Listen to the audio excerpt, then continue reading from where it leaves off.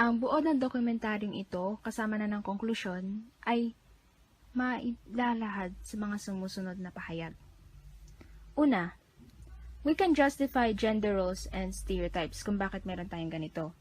Because literally every scientific researcher over the matter agrees that there are significant physiological and psychological differences between men and women. Like if you think about it, men are physically stronger, less emotive, more perceptive, and more inclined to analytical thinking, while women are physically weaker, more emotive, and superior caretakers and nurturers. Like, we don't have men go off to work and women stay home because of sexism, because it's a logical and frankly a smart choice. If both parents work when children are young, well, the children can be affected. This is why there are specific gender roles for this.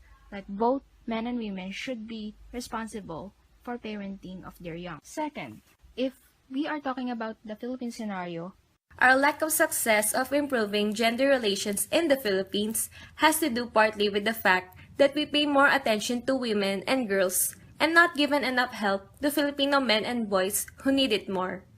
however, if we want to improve their gender relations here in the Philippines, we must consider three aspects where we can employ this gender equality or equity. First, in our social matters, there is a need of cooperation from both genders, which can be started and worked up by communication. So communication is the key. Because communication addresses the issues in gender equality and women empowerment that should and should not happen.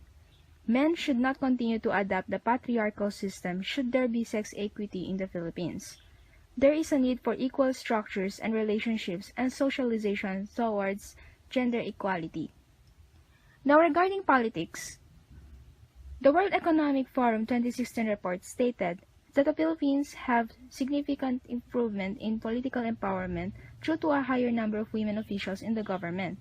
Although, recent news state that even if the Philippine gender gap narrowed, there is still a need for women leaders where the government encourage women in all sectors of the society to take part in leadership and aim for excellence.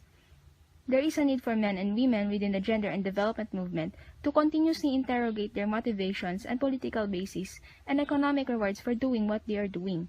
If we are to achieve gender equality and justice before the law, there is a need for concerted efforts from various sectors. And lastly, for the economic, the World Economic Forum stated that the Philippines may address the crisis in its economic gloom if women are given equal opportunity in senior leadership positions within governments and financial institutions.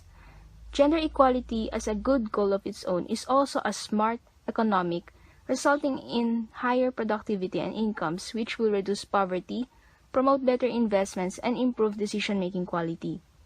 However, unless the policies are changed to ensure everybody benefits from economic growth, gender imbalance will not change. And this is the end of our video documentary about the gender equality issues in the Philippines and what we can do to balance the society's role or society's view on men and women and about the treatment of men towards women and vice versa. Thank you for listening.